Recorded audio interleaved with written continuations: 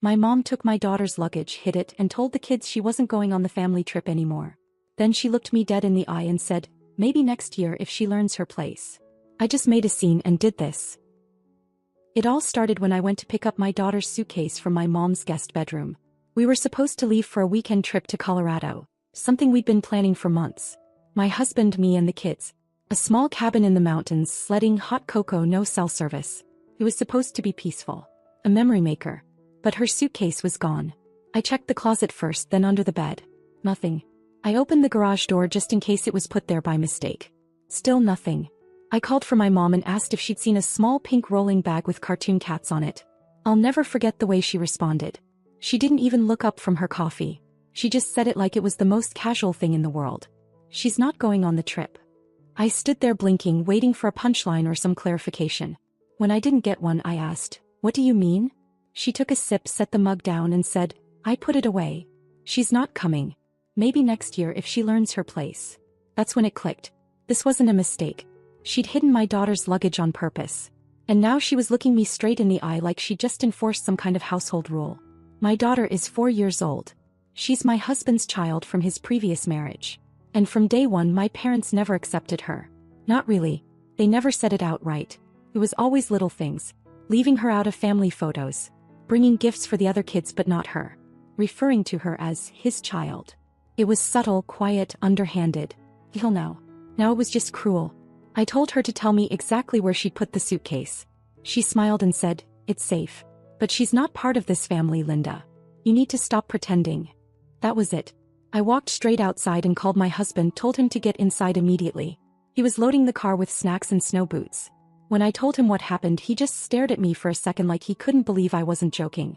Then he walked inside and told everyone, to come to the living room. We had my siblings there, their spouses, a few cousins and all the kids. It was a full house. My daughter didn't understand what was happening, but she could sense the tension. She clung to my leg. Once everyone was gathered, I didn't sugarcoat it. I told them what my parents did. I said they hid a 4-year-old suitcase and decided, all on their own, that she wasn't welcome on the family trip. I didn't yell. I didn't cry. I just laid it all out. People were stunned. Some didn't believe it. My dad stood there with that smug look he gets when he thinks he's in the right. He said, "You seriously expect us to pretend she's our granddaughter? You're not even her mother." My husband stepped in and said, "No, but I am her father. And Linda is her mother now, and if you can't respect that, you're out. You're out of our lives. Out of our business. Out of our future." You could hear the air shift. My parents went pale. My husband has a successful business. The same one they've been slowly trying to edge into. They always assumed he'd offer them roles, connections, money. That dream vanished in seconds. I told him in front of everyone, "They're done. We're done. From now on they don't exist to me." And I meant it. Because that wasn't just a suitcase. That was a message. They were trying to erase my daughter. They were trying to send a warning to me. And they thought I'd just accept it again. But not this time. I'd been sending them $700 a week for the past year. My husband gave me the money freely. He never asked questions. He knew they weren't kind to me, but he trusted my judgment. That ends now. They don't get our support, our help, or our time. Ever again. That day changed everything. And I had no idea how much worse things were going to get before it was all over. We left for the trip without saying goodbye. Not a word. My parents stood on the porch watching us go like we were the ones who'd done something wrong. My daughter was in the back seat, holding her stuffed owl, humming a song she made up. She didn't know that suitcase thing meant something. But I did. And it sat in my chest the whole drive like a weight I couldn't get rid of. The cabin was perfect. Snow up to the windows, a little fireplace, frozen lake in the back. My husband did everything to make it special. We roasted marshmallows, played board games, watched old Christmas movies. But no matter how good it was, something felt wrong. The third night I broke. I told him everything, every little thing my parents had done that I hadn't shared before. How they only ever brought gifts for my stepniece and nephew but never for her. How they'd leave her name off birthday cards. How they always said things like, "You'll understand when you have your own child." He listened. Then he asked calmly, "Why do you still send them money?" I couldn't answer. I had been sending them $700 every week for over a year. My husband gave me the money freely. It was never a fight. He always said, "Help them if you want to." So I did. And I told myself they needed it and I owed them that much. But after what happened with the suitcase, I couldn't justify it anymore. When we got back home, I logged into my bank account and canceled the automatic transfer. I didn't tell them. I didn't give them a warning. I just cut it. Took exactly 3 days.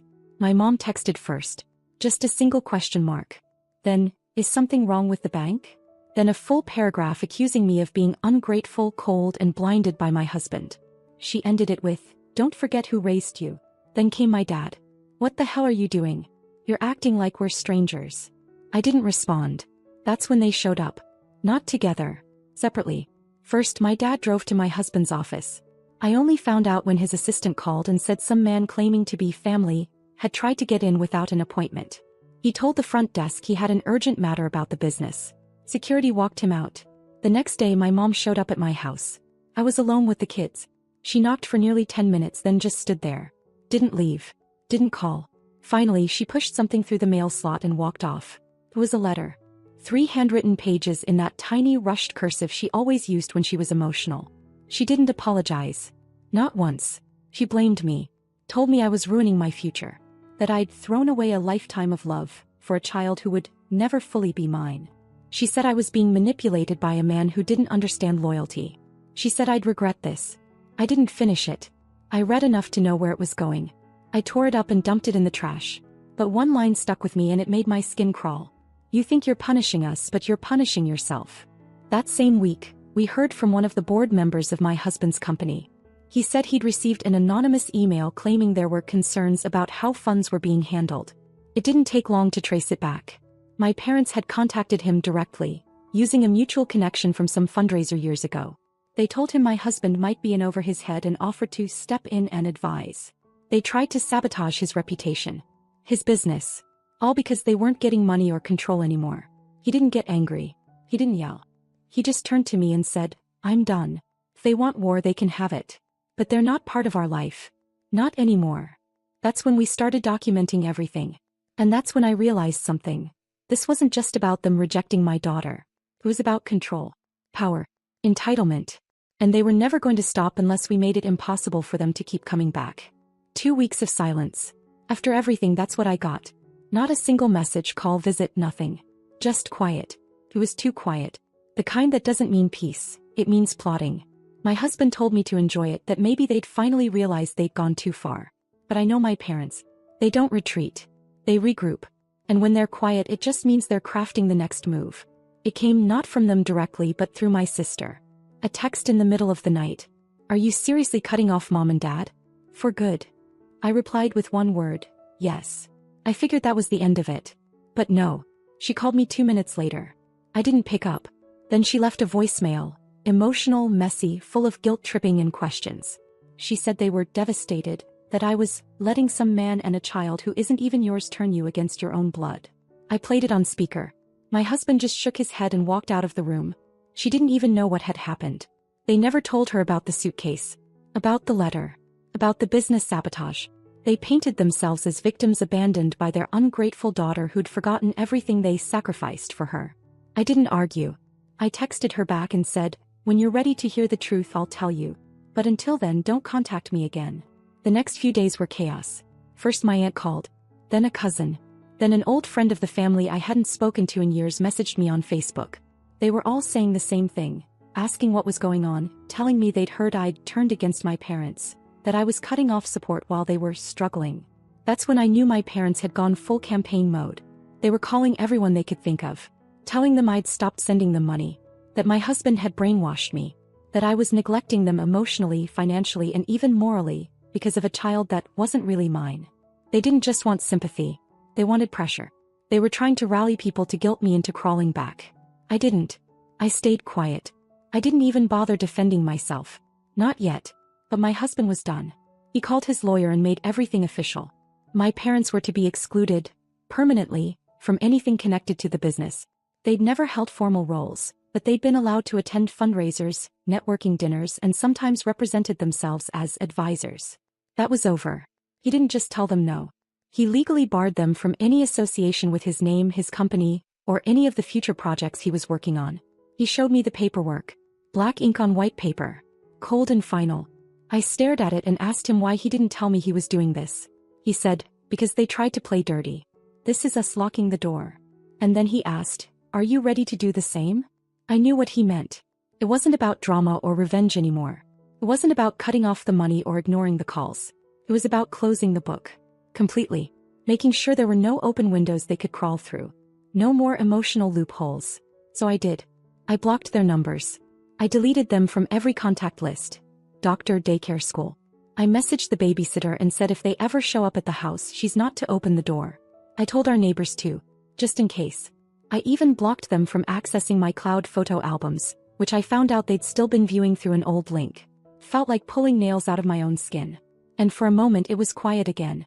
But then, as if they'd sensed I was finally cutting the last thread, they did something I couldn't believe. They showed up at my daughter's preschool. I found out when the director called me. Said an older couple claiming to be her grandparents had come during lunch hour asking to see her. They said they had permission. That there had been a family mix-up, and they were clearing it up. But they didn't. They didn't have permission. And they were lying. The school followed protocol. Didn't let them in. Called me right away. But if they hadn't? If someone new had been working that day? I don't even want to think about what could have happened. I hung up the phone shaking. My daughter was safe. She never even knew they were there. But I did. And something in me snapped for good.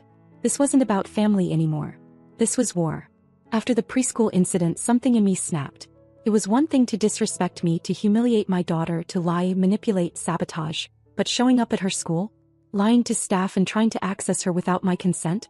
Oh, that was it. That was the moment I decided my parents were no longer my parents.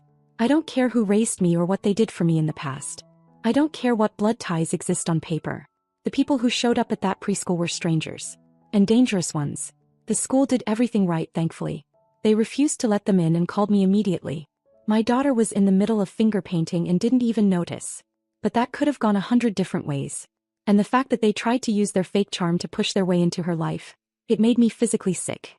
I spent the entire night sitting in the hallway outside her room. She slept like nothing had happened. I just watched the rise and fall of her chest and thought, never again. The next morning I drove straight to the school. I brought every legal document we had. Custody forms. Birth certificates. Photos. I met with the director, the staff, even the security guard who'd been on duty that day. I had my parents officially flagged in their system. I added their pictures to a restricted file so they'd never be allowed near her again. But I wasn't done. I went home and started locking down everything. I changed passwords. Removed their names from emergency contacts. Deleted old email accounts they might still have access to. Set up two-step verification on everything. My husband called our home security company and had the whole system upgraded. Motion sensors, cameras, even a panic button. We weren't taking chances anymore. But just when we thought we'd seen the worst, they escalated. 2 days later, my husband got a call from his accountant. Someone had called pretending to be me. Said they were updating our tax info and needed access to joint financial records. They knew enough to make it sound semi-legit. Middle names, dates, even my old work address. The accountant played along long enough to catch the lie and hung up. Then called us immediately. That's when my husband quietly hired a private investigator. He didn't tell me right away. I think he wanted to spare me the details unless it became necessary. But 5 days later he sat me down and handed me a folder. Inside were photos. Notes. Surveillance logs. They'd opened a P.O. box under my maiden name. And they were using it to send physical letters to people in our lives. Colleagues, neighbors, even clients. The letters were handwritten. Signed, concerned family. They were spreading lies, claiming we were unstable, that my husband was emotionally abusive, that I was neglecting my daughter, that we'd cut off everyone who tried to help. They said my daughter was not being raised by her real family, and suggested someone step in before something tragic happens.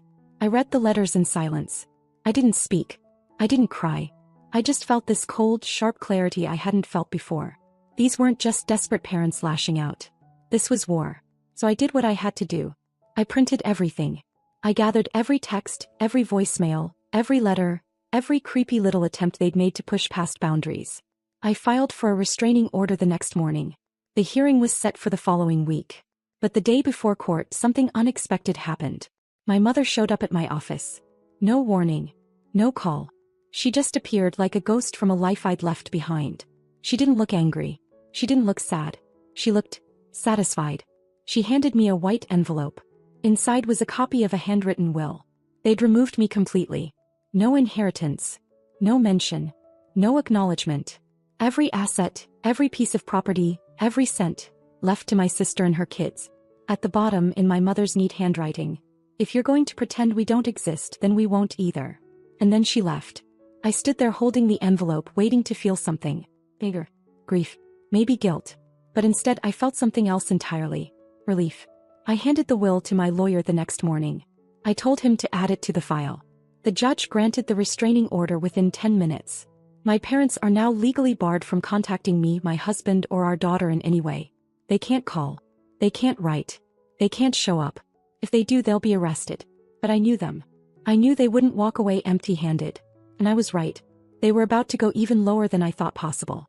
I honestly believed the restraining order would be the end of it. A legal wall between us and them. Something solid that said, "This is over." I thought they'd finally crawl back into their quiet little corner and sulk where no one could hear them. Maybe they'd try to save face at church. Maybe they'd complain to their friends about how ungrateful I'd become. That I could live with. But of course they weren't done. 3 weeks passed without a word. Then one afternoon, while my husband was at work and my daughter was napping, I saw my sister through the security camera, standing at my door. She had something in her hands, a tablet and a manila envelope. She didn't knock. Just stood there for maybe 10 minutes, watching the door, like she was waiting for me to crack. When she finally walked away, she slid something into the mailbox.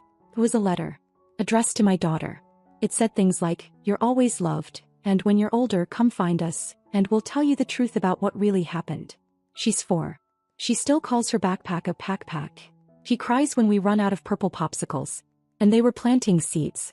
Seeds of doubt, of disconnection, trying to future-proof their manipulation so when she's older, she'll question everything we ever told her. That night I told my husband. He didn't say anything at first. Just stared at the fireplace and said, "They're not done until they think they've won." He was right. Because 2 days later, CPS knocked on our door. An anonymous report had been filed. It claimed emotional neglect, psychological isolation, and that we were keeping a child away from her biological family for financial control. I don't know what kind of person can write something like that and sleep at night. But I knew who did it. There wasn't a doubt in my mind. The caseworker was professional. She interviewed both of us, walked through the house, spoke to our daughter briefly. Within 30 minutes she told us we were clearly a safe and loving family. But that didn't undo the damage. It didn't erase the feeling of someone trying to pull your life out from under you just to make a point. My husband didn't get angry. He got quiet. The next morning, without telling me, he started making calls. First to our attorney, then to his accountant. He requested full financial audits on every transaction involving my parents from the last 4 years. Gifts, transfers, loans, anything. He wanted it all documented, digitized, practiced. Then something I didn't see coming. He had his will redrafted. He called me into his office and handed me a sealed envelope. It was a revised estate plan signed that day. He'd removed every charitable contingency that could have ever benefited my parents, directly or indirectly. The trust that used to have a clause, one I had pushed for back when I still wanted to believe there was hope, was erased. Gone. He left a single note attached to the file. "No one who comes for our child gets anything from this family. Ever." I didn't know what to say. I just stood there with that letter in my hand, feeling this strange mix of heartbreak and peace. Like I was finally letting go of a version of life that was never going to exist. And then came the final call. A close family friend, someone who'd remained neutral through all of this, called me out of the blue. She said she'd been contacted by my parents. They'd asked her to intervene, to convince me to sit down for a healing conversation. But before they hung up, they said one last thing. If she doesn't come back to us, we'll make sure her daughter grows up knowing what kind of woman she really is. That was it. That was the moment I knew with absolute certainty that they'd never stop. That this would go on for years, maybe decades. Until the day my daughter turned 18. Until the day I died. They would wait, manipulate, twist, rewrite the story in their favor. Unless I ended it. Completely. So I filed a police report. I submitted everything, the school incident, the letters, the CPS visit, the threats. I sent it to my lawyer and gave him one final instruction. Make sure they can never touch her life again. The locks are changed. The security system updated. The will revised. Their names scrubbed from every document. And now, not even their memory is welcome in this house. This isn't about vengeance anymore. This is about protection. And next came the hardest part of all, the acceptance. It's been 4 months since the last phone call. 4 months since the last letter, the last drive-by, the last pathetic attempt to claw their way back into a life they tried to destroy. It's quiet now. The kind of quiet I used to think meant something terrible was about to happen. But this quiet is different. This quiet feels earned. I wish I could say it's been peaceful. That I felt nothing but relief the moment they disappeared. But healing is messier than that. Some mornings I wake up angry. Other days I feel grief so deep it stops me mid-sentence. Not because I miss them, but because I miss the version of them I thought was real. It took me a long time to admit that I didn't lose my parents.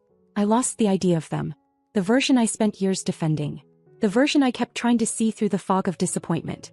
The version I let stay in my life long after they'd made it clear who they were. I kept making excuses, kept smoothing over the rough edges, kept telling myself they'll come around. But people don't come around when they believe they're entitled to your pain. I remember sitting on the floor of our daughter's room after the CPS visit, watching her play with her dolls, pretending they were at the doctor's office. She made one of them say, "Everything is okay now," and for a second I couldn't breathe. Because that's exactly what I'd been trying to convince myself, that everything was okay now. But trauma doesn't just vanish because you closed the door. You still hear the knocks. My husband was the one who carried us when I couldn't. He made the hard calls, took legal action, protected our daughter like it was the only job he had in this world. I'll never forget the night he said to me, "We're not reacting anymore. We're protecting. There's a difference." That sentence changed everything. And we did protect. We rewrote our wills, rebuilt our trust files, cut out every possible loophole they could use. The investigator confirmed they'd gone silent, probably out of fear, not remorse. Good. Fear was overdue. We didn't just move on. We moved forward. Our daughter turned 5 last week. She asked for glitter slime, purple balloons, pancakes for dinner, and a day with just us. No grown-up noise. That's what she calls drama now. Grown-up noise. So we drove to a little animal sanctuary an hour away, pet goats, laughed until we cried, and ended the day with sticky hands and a half-eaten cake in the trunk. No one else. No outsiders. Just us. She fell asleep in the backseat holding my hand, and I remember thinking, this is it. This is family. And it hit me, they could have had this. My parents. They could have sat on that patio with us holding hot cocoa, watching their granddaughter chase ducks in 2 big boots. They could have been loved. But they didn't want love. They wanted control. And when I refused to give it, they set everything on fire and dared me to cry over the ashes. But I didn't. Instead, I built something new. Something quiet and strong and real. And now, when I think of them, it's not with hate. It's with clarity. The kind that only comes when you stop begging people to be who they're never going to be. I stopped begging. I stopped explaining. And I started living. They don't know where we are anymore. They don't know how we spend our days. They don't get updates or access or the chance to rewrite the story. They lost that right the day they tried to erase a child to make a point. And here's the truth they'll never be able to touch. He's happy. He's safe. He's loved. And so am I.